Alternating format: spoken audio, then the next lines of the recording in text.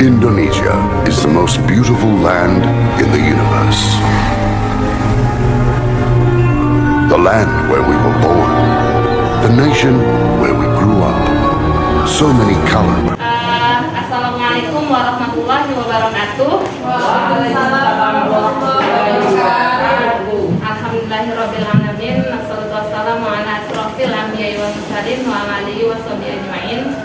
Alhamdulillah, puji syukur pada siang hari ini kita diberi kesempatan atas nikmat Allah bisa berkumpul untuk dalam rangka diseminasi program guru penggerak, yaitu melakukan aksi nyata mengenai penyampaian modul budaya positif. Kemudian salawat serta salam tidak lupa kita curahkan kepada junjungan kita Nabi Muhammad Sallallahu Alaihi Wasallam, kepada para keluarganya, para sahabatnya, dan kita sebagai para penanti syafaatnya di yaumil akhir nanti. Amin Allahumma amin. Yang pertama, saya mengucapkan terima kasih kepada Bapak Kepala Sekolah yang sudah memberikan kesempatan untuk bisa melakukan sosialisasi mengenai modul 1.4 tentang budaya positif kepada rekan-rekan guru semua dalam rangka untuk perbaikan perubahan dari sekolah ini. Kemudian saya juga mengucapkan terima kasih kepada teman-teman yang sudah berkesempatan hadir, yang sudah meluangkan waktunya untuk bisa menjadi rekan saya dalam berbagi ilmu selama menjadi calon guru penggerak ini. Di sini yang akan saya sampaikan agak lumayan banyak terkait budaya positif yang ada di program guru penggerak. Untuk yang pertama, nanti saya akan menjelaskan budaya positif, yaitu mengenai disiplin. Lanjut ya, disiplin positif dan nilai-nilai kebajikan universal. Nah, sebelum saya menjelaskan tentang disiplin positif, saya akan mengajak rekan-rekan semua untuk berpikir apa sih itu makna disiplin. Selama ini kita suka marah kepada siswa, oh kamu ternyata tidak disiplin. Nah, dari kata-kata itu kita bisa mengambil kesimpulan. Menurut teman-teman, apa itu disiplin? Tepat waktu, aturan, apalagi biasanya disiplin ini masih terkait dengan hukuman, konsekuensi, dimana kalau siswa-siswa kita tidak melakukan aturan yang sesuai dengan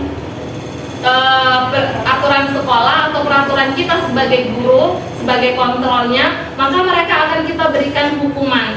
Namun dalam modul 1.4 kita akan lebih jauh memahami apa itu sebenarnya disiplin. Jadi menurut Ki Hajar Dewantara, disiplin itu adalah motivasi diri secara internal. Seperti ini, misal kita punya kalau masih orang lain yang menyuruh kita untuk bersikap seperti itu, mungkin itu bukan disiplin yang positif. Tapi kalau kita melihat disiplin itu berasal dari diri kita sendiri. Contoh misalnya kita mau menggenggam sesuatu. Ini misal ada tip X dan kebesaran, tutupnya saja, tutup tip X. Terus yang punya kendali atas tutup tip X ini punya saya. Yang punya kendali atas tutup tip X ini adalah saya, ya kan? Karena ini punya saya. Kemudian kalau saya tutup seperti ini, Irma pengennya melihat isi ini. Irma pengen mengambil isi ini. Misalnya Maria pun juga seperti itu. Nah, apa yang akan dilakukan dengan genggaman tangan ini? Dibuka. Bagaimana cara membukanya? Dipaksa. Oke. Ada lagi? Minta tolong. Ada lagi? Mungkin di Soto Maria suka bawa makanan, nanti aku kasih makanan deh. Tapi buka genggaman tangannya. Ya kan, berbagai macam cara supaya bisa dibuka genggaman tangan ini. Tetapi yang punya kontrol atas genggaman tangan ini adalah diri sendiri. Sama seperti itu, sama kita seperti siswa. Disiplin siswa itu kontrol tertingginya ada pada siswa tersebut. Berarti kalau kita selama ini marah-marah kepada siswa, kau harus seperti ini, kau harus menjadi seperti ini, itu tidak akan bisa. Tapi bagaimana kalau kita mendisiplinkan mereka dengan cara melalui keyakinan dari mereka, nak, kamu harus membuat PR. Kenapa? Karena memang tujuan dari sekolah ini, tujuan dari tugas kamu berada di sini adalah membuat PR. Tapi kalau kita siswa yang tidak membuat PR karena dia harus misalnya takut karena hukuman, itu bukan disiplin. Jadi disiplin yang utama itu berasal dari di dalam diri. Seperti kata Ki Hajar Dewantara, bahwa jika kita tidak memiliki motivasi internal, maka kita memerlukan pihak lain. Jadi disiplin itu berasal dari diri. Nah, kemudian sejalan juga dengan Ki Hajar Dewantara, itu ada disiplin menurut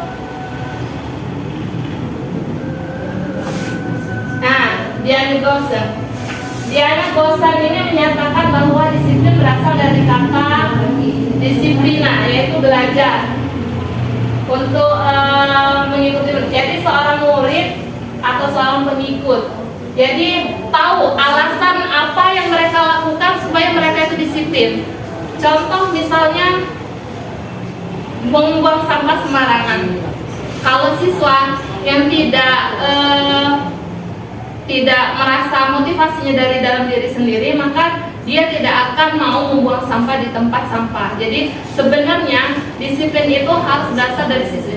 Kita harus menyadari siswa tersebut bahwa sampah adalah tindakan yang tidak baik.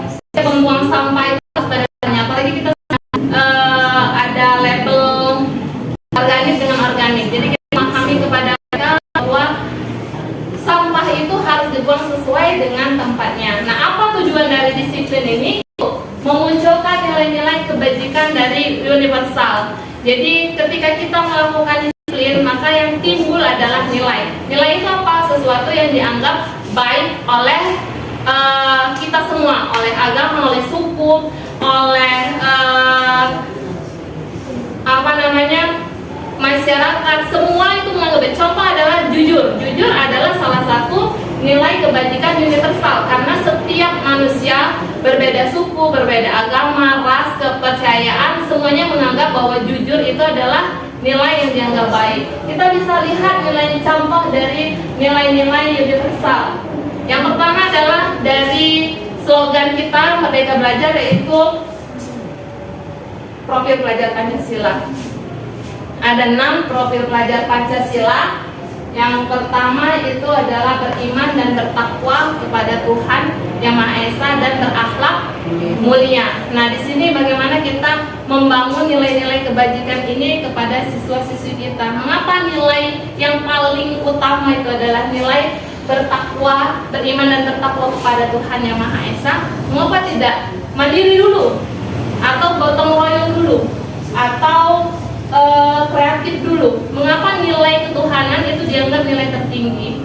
Karena nilai agama bisa memproses diri bisa Ya, terima kasih Umirwas, bahwa benar sekali ketika siswa kita sudah berada pada puncak nilai beriman dan bertakwa kepada Tuhan Yang Maha Esa, maka nilai-nilai kemanusiaan itu akan ikut. Karena semua nilai kebaikan pada Tuhan itu pada manusia itu bersumber pada nilai ketuhanan, ya kan? Kemudian berakhlak mulia. Sebenarnya kalau kita berbicara mengenai nilai-nilai ini, manusia itu cukup pada nilai beriman dan bertakwa kepada Tuhan Yang Maha Esa. Karena ketika dia sudah bertakwa kepada Tuhannya, artinya menjalankan segala perintahnya dan menjauhi segala larangannya, maka nilai-nilai yang lain itu akan ikut, ya kan? Ketika dia mengikuti Tuhannya, apa yang diperintahkan Tuhannya akan ikut juga. Jadi, tetapi karena kita hidup sebagai makhluk sosial, hablum minallah dan hablum minannasnya harus jalan, maka nilai-nilai yang lain dibutuhkan juga di dalam profil pelajar Pancasila. Yang pertama adalah yang kedua berkebinekaan global, di mana Indonesia ini ada 17.000 lebih pulau kecil, kemudian ada ratusan ribu juga bahasa. Nggak usah jauh-jauh, kita di Lahat ini saja berbahasanya sudah berbeda-beda. Contoh satu kata tidak, ya kan? Dari Lahat tidak, ya kan? Kemudian dari Lintang nedo. Nah, terus dari mana di Kikim dide, misalnya nede ya kan ega loh kalau Kikim. Terus ada juga dide. Jadi artinya apa? Sebenarnya bahasa-bahasa ini memperkaya wilayah kita, tetapi dengan adanya keberagaman ini harusnya menjadi kekayaan bagi kita, bukan sebagai sebuah hal yang merusak integrasi bangsa. Jadi kita harus mengajarkan kepada siswa-siswi kita untuk menanamkan nilai-nilai universal, yaitu berkebinekaan global. Kemudian gotong royong, inilah lambang dari sila ketiga, bahwa kita harus bergotong royong apapun kegiatannya, kecuali gotong royong dalam keburukan. Dengan kalau misalnya siswanya tidak punya uang, terus Bu Walid aku malin, tidak apa-apa, itu jangan, karena walaupun bagaimana dia tidak bisa mencukupi kebutuhan dasarnya, maka dia harus berjalan sesuai dengan aturan yang berlaku. Kemudian kreatif, nah kita bisa lihat nilai-nilai kreatif ini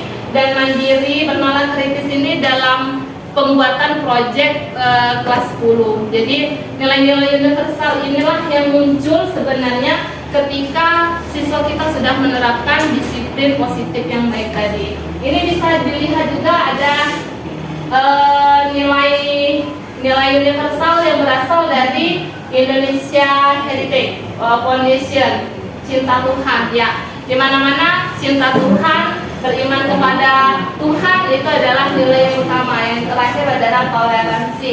Next.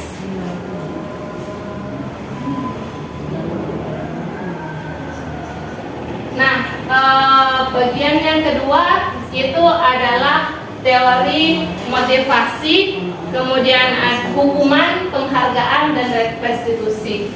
Jadi sebenarnya manusia itu ternyata melakukan segala sesuatu itu ada motivasinya. Ada, menurut Diana Gwasan, ada 3 motivasi manusia itu melakukan sesuatu. Yang pertama karena takut hukuman atau ketidaknyamanan. Ini mungkin pernah kita lakukan ketika kita kecil.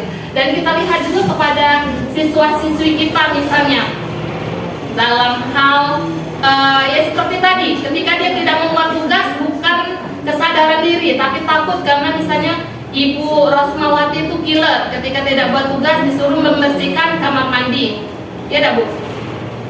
Kalau Ibu, kalau siswanya tidak membuat PR gimana Bu? Olahraga. Tapi Ibu pelajaran Hai. Oh, jadi ada perpaduan. Oh. Oke. Jadi nah itu tadi. Jadi setelah itu apakah siswanya semua membuat PR Bu? Dilanjutkan lagi, kerjakan. Oke. Nah itu salah satunya. Jadi kadang kita juga kalau melakukan sesuatu itu motivasinya karena takut dihukum, misalnya tidak pulang tepat waktu ke rumah takut gara-gara nanti bajunya dikeluarkan dari orang tua, atau kalau kita tidak pulangnya terlalu larut malam nanti dikeluarkan dari kakak misalnya, seperti itu. Jadi akhirnya kita selalu pulang untuk bisa tepat waktu.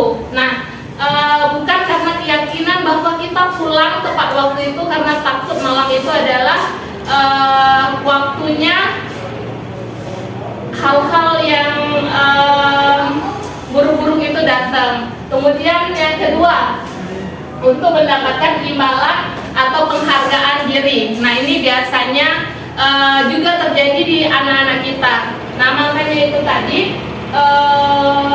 jangan sampai siswa-siswi kita itu melakukan sesuatu karena imbalan. Contoh, Ibu Maria mengajar mata pelajaran kimia misalnya. Nah, kalau kalian bisa membuat larutan H2SO4 atau yang disebut air rasa, nanti Ibu beri hadiah TV 21 inch misalnya seperti itu tidak baik untuk perkembangan peserta didik. Kenapa? Karena dengan adanya imbalan atau penghargaan dari guru itu akan membuat siswa melakukan sesuatu cuma karena imbalan itu, pengennya dapat dipilih gitu, baru angkat tangan, baru mengerjakan tugas. Atau misalnya penghargaan diri, seperti sebenarnya ucapan kamu sangat pintar itu terkadang bisa melukai hati teman-temannya. Jadi sebenarnya kalau mereka melakukan sesuatu karena ngasih imbalan atau ngasih penghargaan dari orang lain, berarti dia masih melakukannya dengan motif intern. Yang ketiga, ini yang ideal, bahwa mereka melakukan sesuatu karena keinginan mereka sendiri dan menghargai diri sendiri dengan nilai-nilai yang mereka percaya. Ya, seperti datang tepat waktu. Banyak anak-anak yang sekolah datang ke sini mungkin karena takut ketika jam 7 itu bel, pintu pagar ditutup, ya kan? Tetapi kalau misalnya anak-anak yang sudah menghargai diri mereka sendiri, mereka ingin menjadi siswa yang terbaik di sekolah, mereka pasti datang dengan tepat waktu. Mereka akan disiplin, bangun subuh jam berapa subuh sekarang?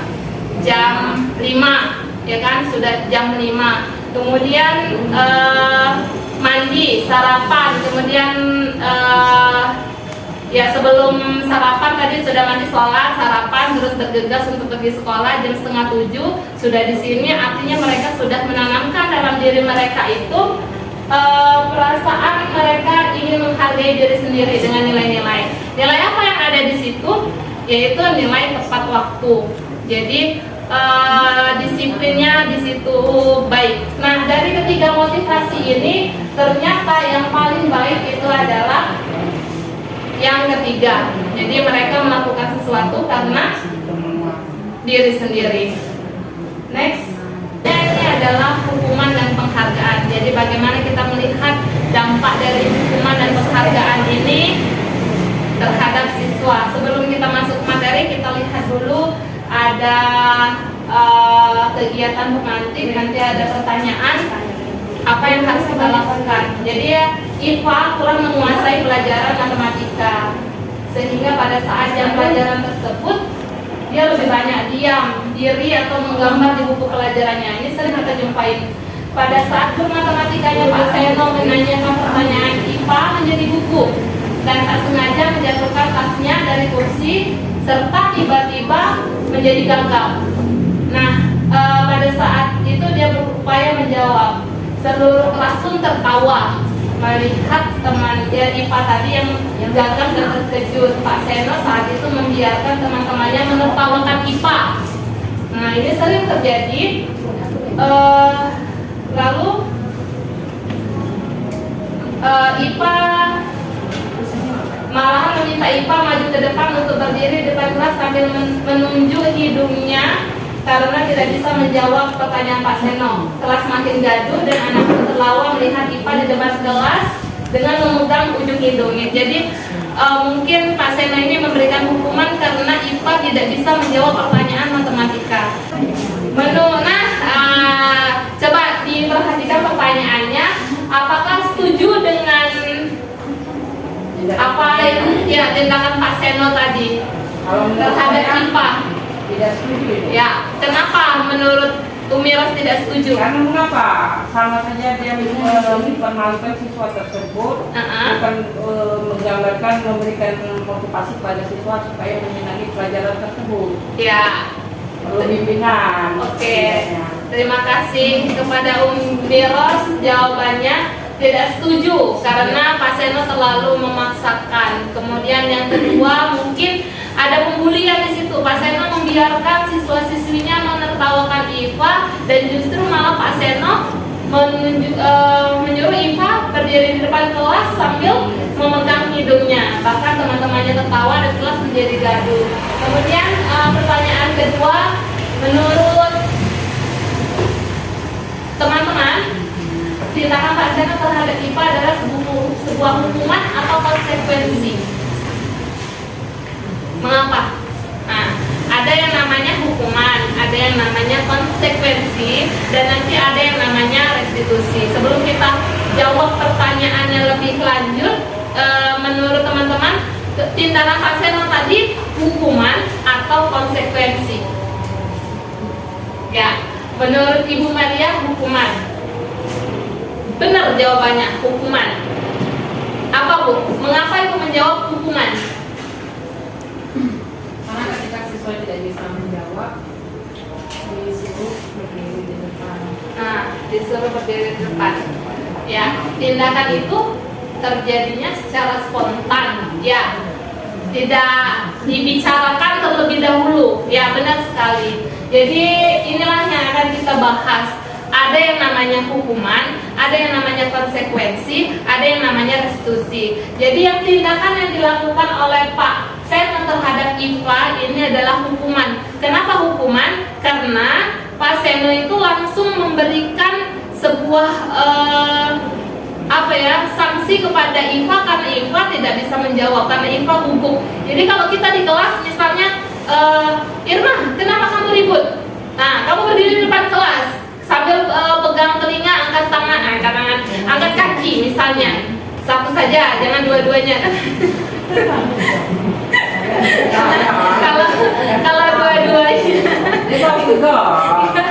dia tidak akan bisa. Nah, itu adalah sebuah hukuman. Jadi segala sesuatu yang kita berikan kepada siswa secara tiba-tiba tanpa adanya diskusi terlebih dahulu itu adalah hukuman. Nah, yang kedua itu adalah konsekuensi.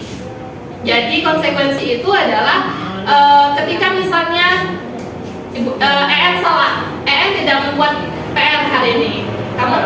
Kita sudah buat kesepakatan seperti itu.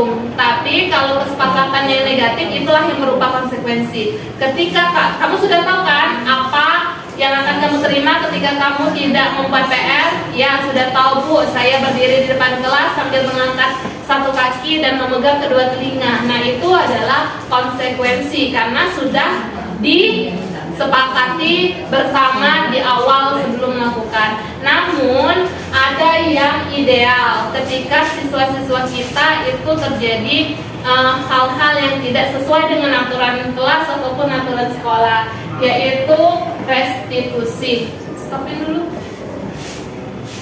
Nah, restitusi itu adalah proses kolaborasi antara guru dengan siswa untuk menyelesaikan suatu masalah. Misalnya nanti tadi Iva atau Rosmawati tidak membuat PR. Nah, kolaborasi antara guru dengan siswa. Siswanya ditanya dulu, kenapa nak tidak membuat PR? Kita harus tahu. Mungkin pada saat jam itu, hari itu, siswa tersebut tidak membuat PR karena orang tuanya sakit, sehingga harus mengurus orang tuanya. Jadi kita tidak boleh langsung mendominasi siswa tersebut untuk diberikan hukuman. Jadi mencari solusi. Apa solusinya? Ketika kamu tidak membuat PR, Bu, saya tidak membuat PR karena orang tua saya sakit, sehingga saya harus menjaga adik saya. Oke, Ibu terima alasan kamu.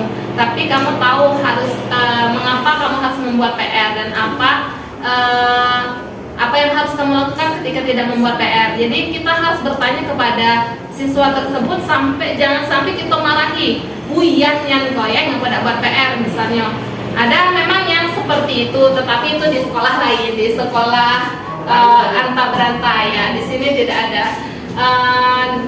Jadi restitusi ini adalah sebuah hal yang sangat ideal dalam kontrol terhadap murid. Nah, sebelum kita bahas lebih lanjut, kita harus lihat dulu teori kontrol. Guru itu ada 5 kontrolnya dalam mengajar siswa. Yang pertama sebagai manajer, kemudian sebagai teman, kemudian sebagai penghukum, kemudian sebagai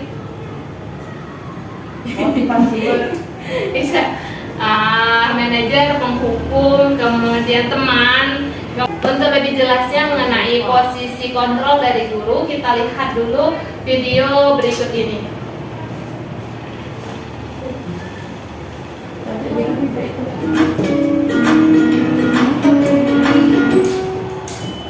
Salam bahagia Ibu dan Bapak guru hebat, dalam penerapan disiplin positif restitusi, salah satu program yang dikembangkan adalah 5 posisi kontrol.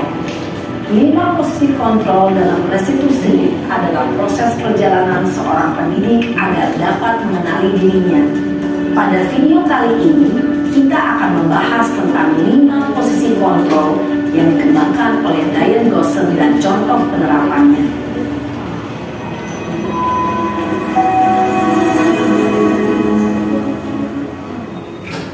5 posisi kontrol itu adalah: 1. Posisi penghukum. 2. Posisi pembuat merasa bersalah. 3. Posisi teman. 4. Posisi pemantau atau monitor. Dan 5. Posisi manajemen. Untuk lebih memahami kelima posisi tersebut, mari kita saksikan kasus Naren yang terlambat hadir 20 menit di sekolah dan melihat bagaimana kelima posisi kontrol dalam menghadapi masalah tersebut.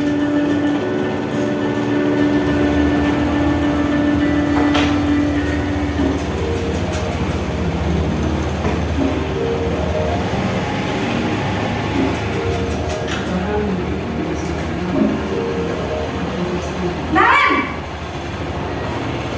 Sini kamu! Selalu terlambat. Kamu deh, pasti terlambat. Saya Apa? Apa coba? Alasan kamu apa lagi? Kapan sih kamu tidak terlambat? Malas sekali ya kamu jadi anak. Dasar pemalas. Gak kapok-kapok sih kamu. Sudah berapa kali terlambat? Sana, kamu keliling lapangan basket 2 kali. kenapa saya harus ke lapangan basket, Bu? Kenapa? Kamu melawan ibu? Berani-beraninya jawab. Sudah terlambat, masih berani jawab nggak? Sekarang, keliling lapangan basket 5 kali sekalian. Biar kapok. Cepat! Pergi sana ke lapangan basket. Posisi penghukum biasanya berbicara dengan nada tinggi, menghardik, menunjuk-nunjuk, menyakiti, dan menyindir. Hukuman bisa berupa fisik maupun psikis. Ibu dan Bapak guru hebat, dampak yang terjadi pada murid ketika guru berada pada posisi penghukum adalah murid cenderung akan memberontak, bahkan berupa dendam. Ya, jadi yang pertama itu guru sebagai posisinya penghukum. Ketika ini sering terjadi, mungkin ketika saya belum menjadi calon guru penggerak pun, saya suka menghukum siswa saya, terutama pada saat mereka tidak mengikuti aturan main belajar. Mungkin mereka ribut atau mereka tidak membuat PR, atau mungkin mereka melakukan kesalahan-kesalahan yang terkadang di luar dari aturan kelas. Nah, di sini kenapa sebagai penghukum? Karena kita selalu mengeluarkan kata-kata verbal atau menyakitin fisik. Tapi untuk menyakiti fisik itu tidak pernah. Namun lebih sering kepada kata-kata verbal, marah-marah misalnya. Atau untuk menyakiti fisik bukan mengenai memukul atau mencubit, tetapi lebih kepada hukuman fisik seperti sekarang tadi.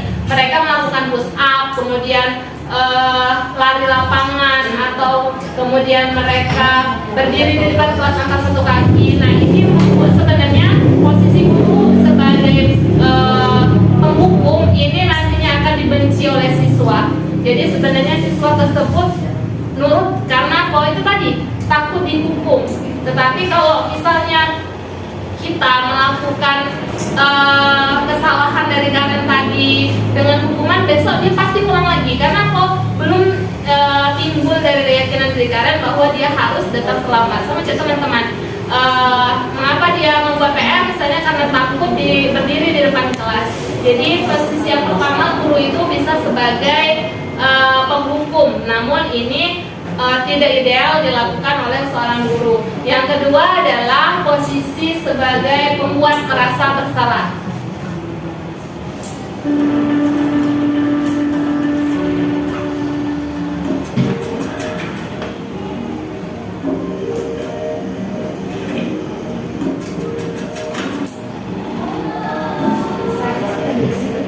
Naren,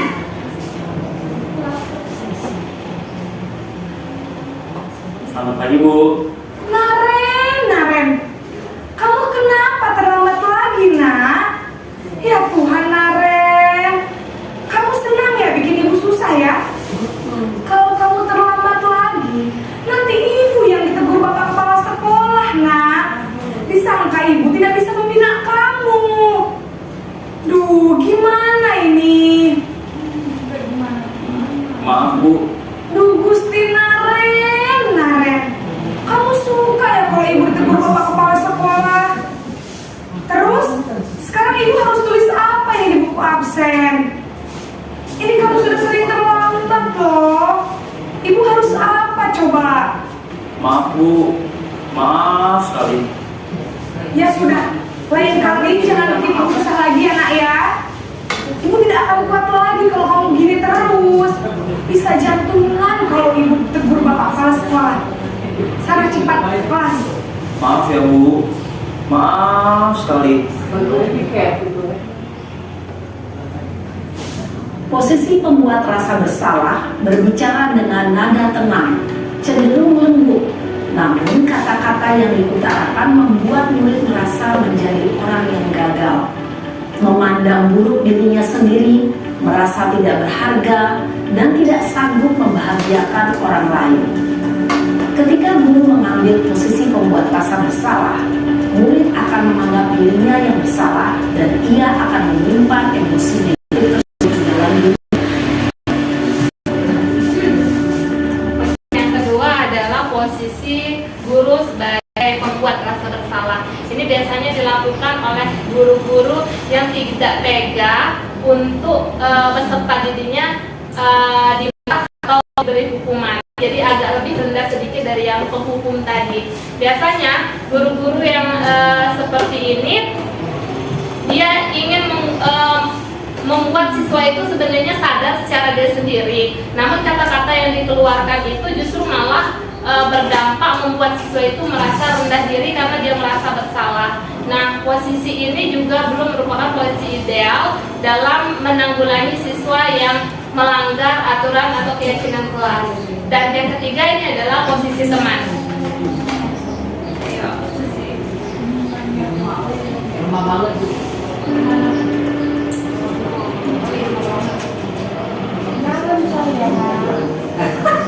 Sudah tahu.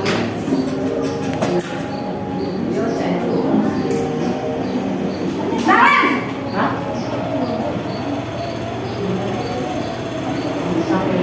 Selamat pagi, Bu. wah, sudah jam berapa ini, nak? Terlambat lagi ya saya. Iya, Bu. Ada terlambat Habis dari saya. ibu saya membangunkan saya, Bu. Kamu malah menyalahkan kamu. Bukannya anak yang larinya paling kencang. Kok terlambat sih? Iya, Bu. Saya memang terlambat bangun tadi. Jadi, biarpun saya lari kencang, tetap gak kekejar, Bu. Ya sudah sana. Nanti lain kali larinya lebih kencang lagi ya. Biar gak terlambat lagi. Bikin seneng ibu demi ibu. Bisa kan? Bisa lah, Bu. Ya sudah sana masuk kelas. Ibu beresin urusan absen kamu. Kamu ini ada-ada saja. Dalam posisi teman, guru berbicara dengan nada suara ramah, akrab, cenderung bersama guru untuk menjaga suasana tetap santai. Murid akan merasa senang, aman, dan akrab dengan guru. Identitas yang tercipta adalah identitas sukses atau berhasil. Namun, perlu diingat, karena ini masih dorongan eksternal, maka ada faktor ketergantungan dari murid kepada orang tertentu. Di sini guru absennya, sehingga di lain waktu murid bisa berperilaku baik, namun hanya kepada orang-orang tertentu saja. Oke, kalau yang ketiga ketiga ini adalah posisi sebagai teman. Nah ini biasanya seorang guru ingin merasa akrab dengan muridnya sehingga ada rasa yang tidak enak. Jadi sehingga siswanya melakukan kesalahan justru dianggap malah main-main. Ada apa nak, misalnya kamu, ibu yakin deh, so pasti ada telat lagi. Nah ini sebenarnya akan menjadi bumerang bagi kedua belah pihak. Yang pertama, siswa itu pasti akan menganggap guru itu dengan ibu itu tenang, aman.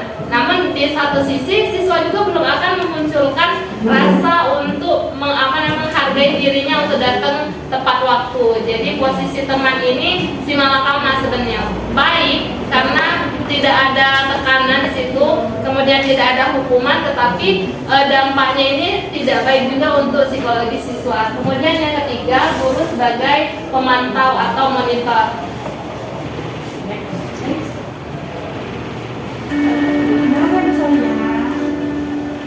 Ya, masih dengan Naren lagi. Itu sayang.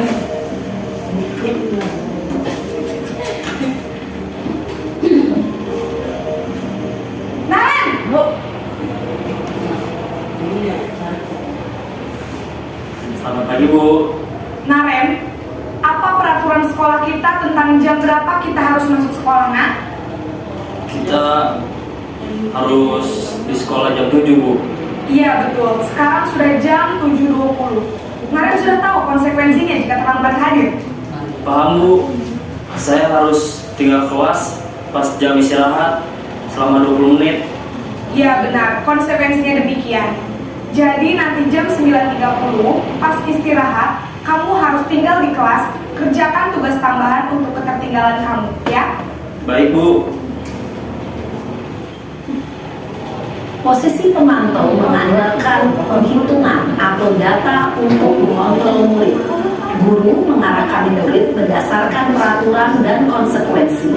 Seorang pemantau menunjukkan bahasa tubuh dan ekspresi wajah yang datar dan cenderung formal.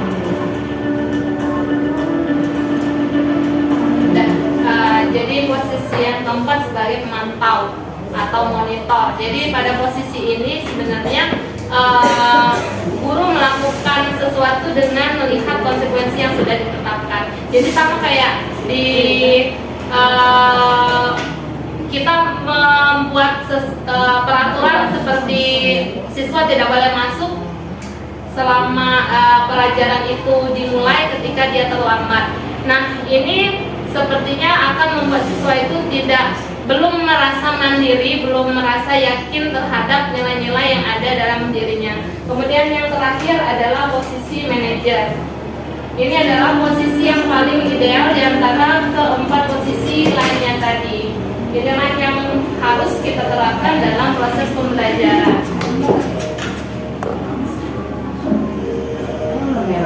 Naren!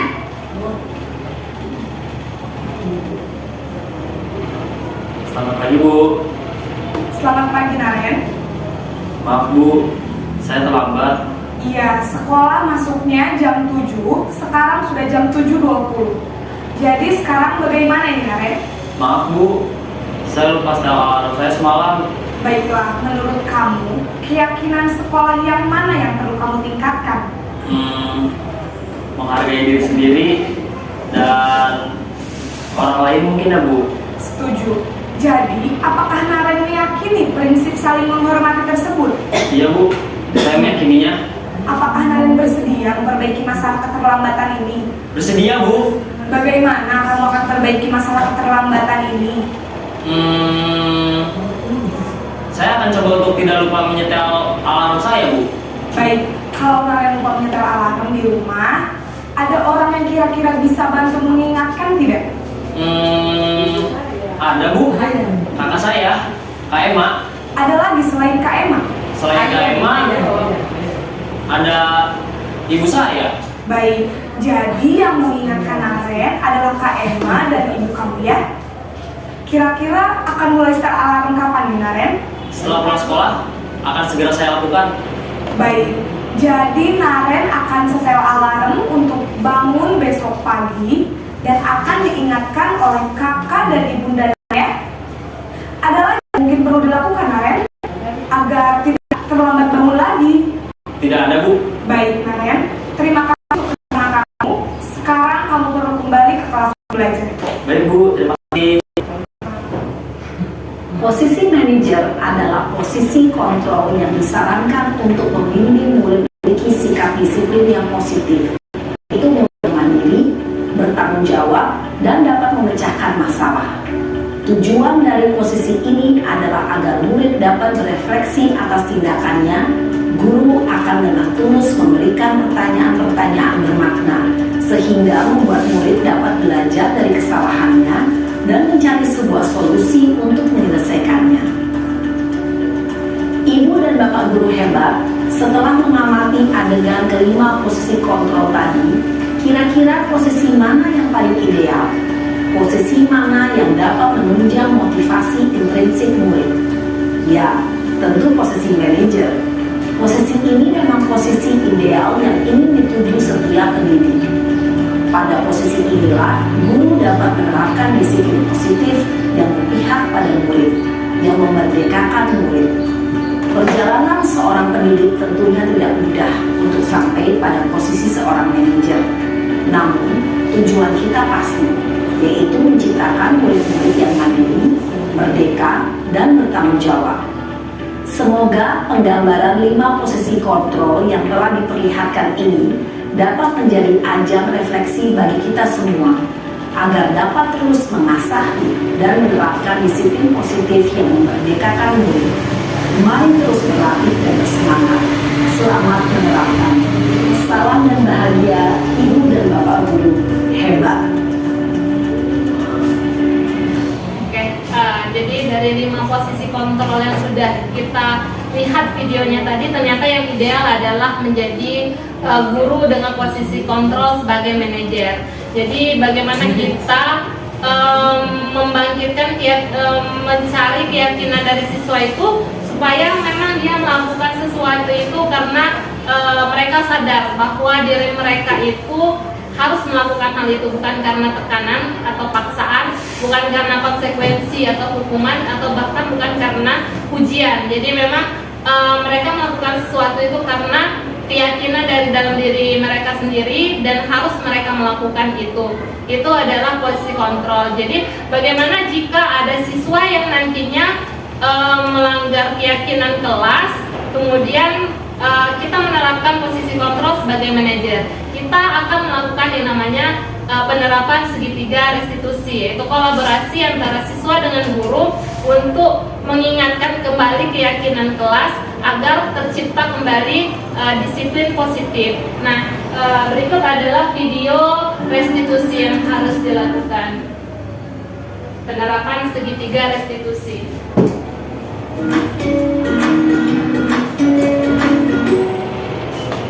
Salam dan bahagia, Ibu dan Bapak guru hebat.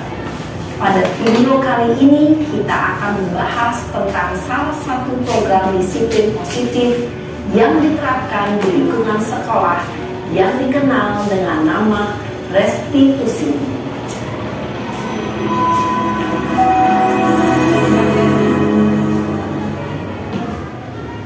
Restitusi dikembangkan oleh pakar pendidikan Diane Gosson, berlandaskan pada teori kontrol Dr. William Glasser. Segitiga restitusi adalah suatu proses dialog yang dijalankan oleh guru atau orang tua agar dapat menghasilkan murid yang mandiri dan bertanggung jawab. Pada saat guru di posisi manajer, aspek yang dikembangkan pada murid adalah motivasi intrinsik, sehingga penanaman nilai-nilai kebajikan dapat tumbuh dan berkembang menjadi suatu kebiasaan positif yang akhirnya membentuk karakter. Proses dialog ini terdiri dari 3 langkah yang digambarkan pada ketiga sisi pada segitiga restitusi. Sisi pertama adalah menstabilkan identitas. Sisi yang kedua adalah validasi tindakan dan sains. Dan sisi yang ketiga adalah menunjukkan keyakinan. Ibu dan Bapak guru, berikut ini akan menunjukkan bagaimana seorang guru berada dalam posisi manajer menggunakan penerapan segitiga restitusi.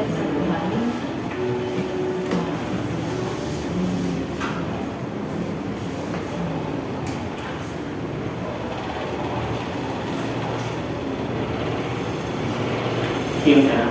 Siap Pak. Sudah lama nggak ketemu Sarah? Kenapa hari ini ada di sini? Kesel Pak, kesel banget. Masa aku dikatain tukang fitnah Pak? Ya aku marah lah. Aku udah dikatain Eka di depan kelas. Kesel banget. Oh begitu. Ya pasti kamu marah dan kesal. Bapak juga akan marah apabila ada yang menuduh Bapak seperti itu. Kemudian pada saat itu kamu mau melakukan apa? Ya saya langsung ngatain Eka lah Pak. Kesel banget. Saya bentak-bentak dia depan teman-teman lain. Oh begitu. Pasti kamu melakukan seperti itu karena suatu alasan tertentu kan? Iyalah, masa saya diam saja Pak? Ya saya bela diri lah. Masa saya dituduh tukang fitnah? Ya wajar lah. Mempertahankan harga diri itu sesuatu yang penting buat kamu. Untung kamu tidak bertindak lebih gegabah lagi, hanya membentak-bentak. Iya Pak. Untung saya masih bersabar dan hanya meminta saja. Udah gemes padahal saya pasti bela diri lah. Ya pasti ya. Tapi kamu memilih untuk tetap bertahan dan bersabar. Kamu memilih untuk tidak berbuat lebih parah lagi, bukan? Nah, sekarang coba kita lihat lagi tindakan kamu yang bentak-bentak Eka di kelas. Tindakan kamu itu kira-kira sesuai dengan keyakinan kelas atau prinsip kamu tidak? Enggak lah Pak. Capek Pak jadi pemarah. Jadi keyakinan atau prinsip mana yang kurang sesuai dengan keinginan kamu? Ya saya sebenarnya sangat menghargai orang lain. Mungkin saat itu saya menjadi emosi. Jadi tidak menunjukkan sikap itu. Kamu meyakini tidak menghargai orang lain itu penting buat kamu? Yakin lah Pak. Iya, setuju. Kita harus saling menghargai. Namun ada juga keyakinan yang kita sepakati yang perlu kita jalankan apabila kita sedang marah, bukan? Ya saya bisa lebih proaktif, mulai dengan diri sendiri. Saya bisa jadi lebih sabar, mengambil waktu jeda untuk berpikir mau apa selanjutnya. Kira-kira kamu bersedia memperbaiki masalah ini tidak? Sedia Pak. Kalau kamu memperbaiki masalah ini, kamu akan menjadi orang seperti apa? Saya akan menjadi orang yang bertanggung jawab kali ya Pak. Dan senantiasa proaktif. Iya. Menurut kamu, bagaimana rasanya menjadi orang seperti itu? Ya nyaman lah, bangga bisa bersabar dan tahan diri. Baiklah kalau begitu. Yuk kita pikirkan bagaimana memperbaiki masalah ini.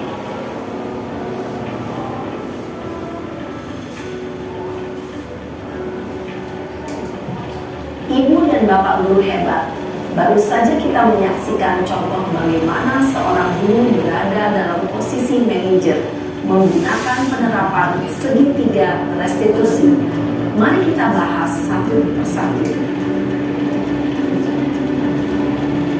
Pada sisi pertama, menstabilkan identitas berdasarkan pada prinsip bahwa membuat kesalahan adalah bagian dari proses pembelajaran. Ya, dalam segitiga restitusi itu ada 3 sisi yang akan kita lakukan. Yang pertama itu adalah menstabilkan identitas. Jadi ketika siswa kita melakukan kesalahan, mungkin kita sering melihat siswa yang menggunakan atribut di luar dari peraturan sekolah, misalnya menggunakan kalung atau menggunakan gelang atau tidak menggunakan dasi seperti itu. Nah, kita menerapkan yang namanya menstabilkan identitas. Kita meyakini mereka bahwa setiap manusia itu memang pernah melakukan salah. Jadi kesalahan itu adalah bukan sesuatu hal yang memalukan, bukan suatu hal yang tidak boleh dilakukan, tetapi masalah itu adalah proses dalam kehidupan mereka supaya mereka lebih baik lagi ke depannya. Jadi contoh nyata yang pernah saya lakukan ketika siswa saya menggunakan kalung, laki-laki menggunakan kalung putih itu, saya tanya mengapa menggunakan kalung. Alasan dia adalah supaya lebih ganteng katanya, supaya lebih keren, karena memang anak-anak di zaman milenial ini ingin terlihat lebih apa ya, dengan aksesoris-aksesoris yang seperti itu ya. Jadi mereka tahu mereka melanggar aturan sekolah dan itulah proses belajar. Jadi mereka egonya masih tinggi karena ingin terlihat lebih ganteng di antara teman-teman yang lain, sehingga menggunakan kalung. Jadi untuk sisi yang pertama kita lebih dulu menanyakan identitas, bahwa membuat kesalahan itu bukan hal yang memalukan, tetapi itu adalah bagian dari proses pembelajaran yang nantinya bisa diperbaiki dengan keyakinan diri sendiri. Kemudian yang kedua itu adalah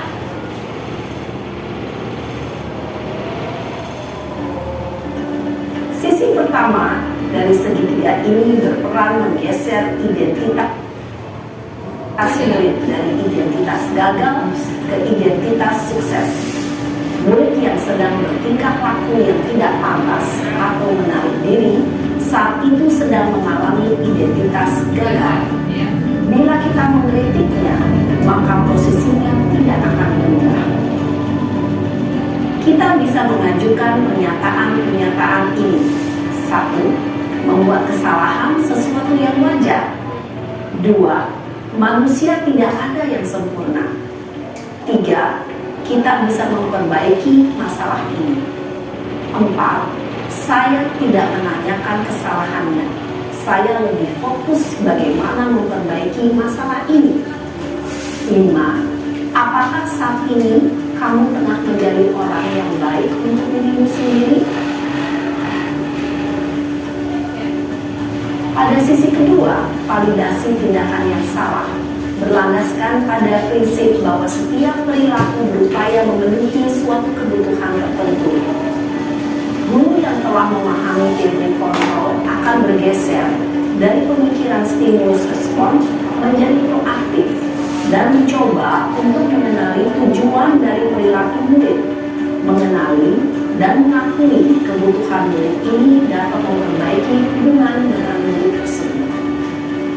Pernyataan atau pertanyaan bisa disampaikan dengan nada suara tidak menghakimi atau memojokkan, sehingga dapat mengembalikan murid pada posisi positif. 1.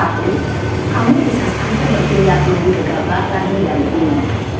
2. Aku bukan melakukannya tanpa suatu alasan tertentu.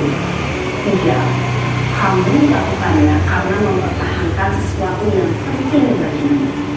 4. Mungkin kamu bisa mempelajari suatu perilaku baru yang lebih efektif. Bersediakah kamu mempelajarinya? ya, ini yang kedua adalah validasi tindakan yang salah. Mungkin kalau kita menemui siswa yang suka mengambil makanan temannya, itu kita tidak langsung lantas dasar maling kau nih, atau kita memarahi bukan ciku, tetapi kita bisa memvalidasi tindakan salahnya. Kita bisa melakukan ibu yakin kamu melakukan mengambil makanan teman ini tadi karena untuk mempertahankan sesuatu, karena kamu takut sakit mah kamu misalnya seperti itu, untuk memvalidasi tindakannya. Namun setelah itu kita kembalikan lagi ke keyakinan di sisi yang ketiga. Jadi untuk hal yang seperti ini siswa itu banyak kita temui. Namanya pendidikan itu adalah proses pembelajaran. Terkadang tidak mereka temukan di rumah, mereka lakukan di sekolah, dan di sekolah dikenal marah juga. Jadi ketika kita menemui siswa-siswa yang seperti itu, penerapan segitiga restitusi inilah yang paling ideal. Jadi menanyakan kembali identitas tadi, kemudian validasi tindakan yang salah, dan yang ketiga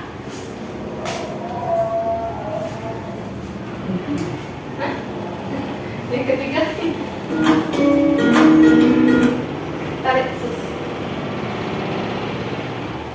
Terus masih naren dari lana di ujung. Terus Lagi. lagi nah lagi yang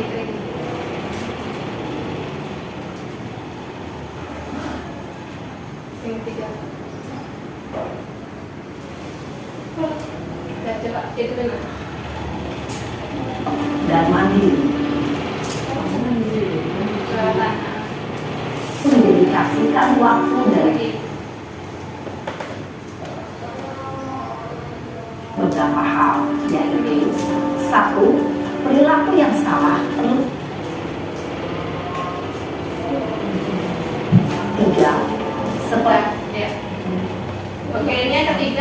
adalah menanyakan keyakinan. Jadi nilai-nilai karena kita sebelum melakukan restitusi, memang dalam kelas kita harus membuat keyakinan terlebih dahulu, apa yang harus dilakukan, apa yang tidak. Tapi keyakinan ini lebih bersifat positif, misalnya menghormati teman, kemudian datang tepat waktu, kemudian mengangkat tangan sebelum berbicara. Itu ketika mereka melakukan pelanggaran, kita akan mengingatkan kembali keyakinan kelas yang sudah dibuat oleh kelas tersebut. Nah, lanjut. Di apa gambaran sebuah kelas yang ideal bagi kamu? Ya. 4. Kamu ingin menjadi orang seperti apa?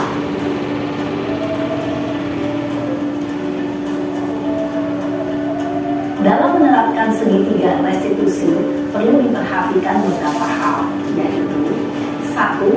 Perilaku yang salah perlu dikaitkan dengan nilai-nilai atau keyakinan-keyakinan yang telah disepakati atau dituju. 2. Kesediaan orang melakukan kesalahan memperbaiki masalah. 3. Memecah masalah secara relevan atau memiliki hubungan dengan masalah yang ada.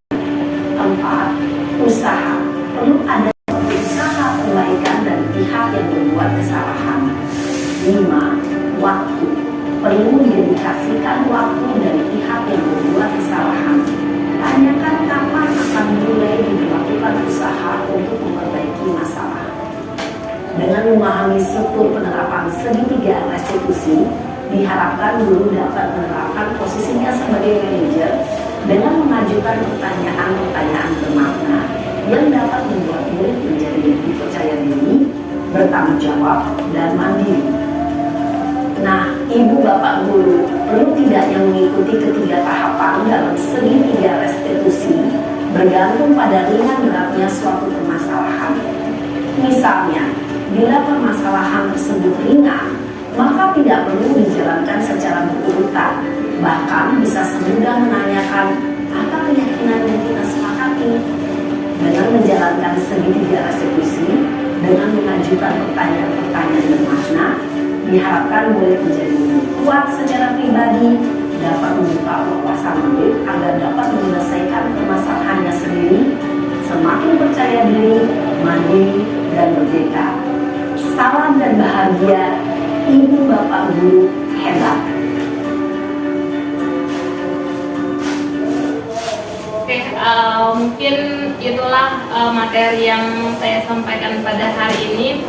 Intinya segala materi yang sudah disampaikan itu tujuannya adalah untuk proses pembelajaran yang berpihak pada murid, di mana Ki Hajar Dewantara selalu memberikan filosofi bahwa seorang guru itu harus menghamba kepada murid. Jadi segala sesuatu yang dilakukan oleh murid itu sebenarnya bukan karena mereka ingin melakukannya, tetapi karena ketidakpahaman mereka dalam proses pembelajaran. Oleh sebab itu, seorang guru harus mampu menjadi posisi manajer dalam menghadapi siswa-siswa yang belum mampu untuk berproses ke arah yang lebih baik lagi. Sehingga ketika menggunakan segitiga restitusi dalam menghadapi siswa-siswa yang tidak sesuai dengan keyakinan yang sudah ada, maka budaya-budaya positif dengan nantinya nilai-nilai kebajikan universal yang akan tumbuh di dalam diri siswa. Oke, semoga kita sebagai guru, calon-calon guru hebat Indonesia mampu menerapkan budaya-budaya positif yang sudah disosialisasikan pada hari ini, dan semoga kita bisa mendukung tujuan dari Kementerian Pendidikan untuk membuat Merdeka Belajar. Oke, terima kasih kepada teman-teman yang sudah ikut serta pada hari ini. Saya mohon maaf apabila ada salah. Saya akhiri. Wassalamualaikum warahmatullahi wabarakatuh. Waalaikumsalam. Terima kasih.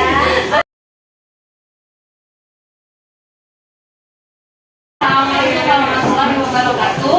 Waalaikumsalam warahmatullahi wabarakatuh. Apa kabar hari ini anak-anak? Baik. Oke. Untuk membuat kelas kita tetap kondusif dan tercipta budaya positif, maka kita perlu membuat keyakinan kelas. Jadi keyakinan kelas yang kalian buat ini adalah karakter pada diri kalian, kemudian untuk menciptakan budaya positif di sekolah. Nah, ini akan membuat keyakinan kelas kita di papan tulis, dan keyakinan kelas ini akan berlaku selama kalian berada di kelas 10. Jadi inilah yang harus kalian patuhi selama sekolah, selama berada di kelas 10 juga. Karena untuk sebagai wali kelas kalian harus membuat sebuah keyakinan yang nantinya kalian harus menjalankan supaya kelas kita tetap kondusif dan sekolah kita tetap budaya positif.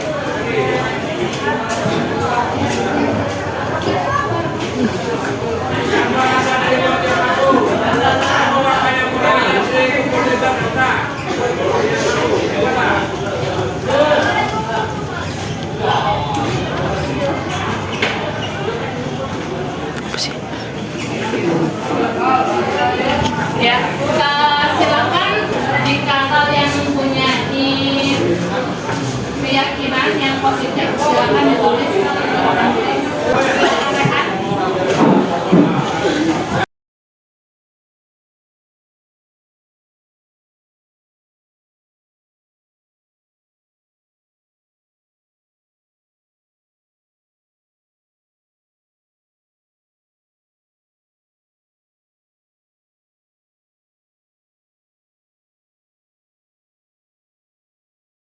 Belajar di kelas 10.3.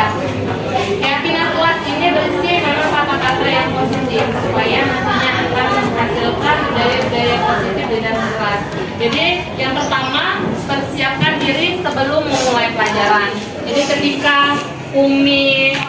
sebelum masuk bel berbunyi, kalian harus sudah siap mata pelajaran apa hari ini jam keberapa, gurunya siapa, itu semuanya sudah dipersiapkan. Persiapkan diri dan persiapkan pelajaran, termasuk sampah-sampah yang ada di bawah meja itu harus kalian rapikan. Kemudian yang kedua, angkat tangan. Nah, angkat tangan sebelum bertanya atau berbicara, benar. Jadi segala sesuatu itu kita harus izin dulu. Apapun yang ingin kalian sampaikan, apapun yang ingin kalian katakan, harus angkat tangan. Supaya apa? Supaya tercipta budaya saling menghormati. Kemudian yang ketiga, bagus sekali keyakinan kelas yang dibuat oleh Aul. Jadi harus percaya diri dalam menyampaikan ide. Jadi jangan malu-malu. Nah, karakter yang dibangun di sini menciptakan kalian itu sebagai peserta didik yang pemberani. Jadi menyampaikan ide jangan takut salah. Jadi apapun yang kalian ingin sampaikan, jangan malu-malu dan jangan ragu-ragu. Takut salah nih atau takut ditertawakan teman, tidak. Jadi di sini akan memberikan karakter kalian yang berani. Kemudian yang keempat, saling menghormati dan saling percaya teman sekelas. Nah, ini tadi. Jadi apapun yang teman kalian punya, kalian ingin, kalian mau pinjem, jangan ambil sendiri walaupun teman itu sebangku. Tidak apa-apa nih misalnya, karena Mozart teman sebangku aku, pengen pakai dia, tidak boleh seperti itu. Harus tetap hormati bahwa itu penanya Mozart. Berbicara, ngomong, minjem, Mozart aku pinjam penanya, karena itu adalah cara untuk supaya kalian bisa terbentuk kalian karakter saling menghormati. Kemudian yang terakhir, ini yang paling penting, karakter yang dibangun adalah kalian akan menjadi siswa-siswi yang peduli dengan lingkungan. Jadi tetap jaga kebersihan. Apalagi kita sudah melaksanakan proyek M1 kemarin tentang gaya hidup berkelanjutan, tentang sampah. Artinya kalian sudah mulai tahu mana sampah organik, mana sampah anorganik. Kemudian setelah kelasnya dijaga kerapiannya, bahwa hordengnya lepas untuk segera dipasang. Jangan sampai menunggu harus diperintah. Oke? Jadi inilah keyakinan kelas kita yang akan kita terapkan selama 1 tahun ke depan, selama kalian menjadi siswa kelas 3. Paham?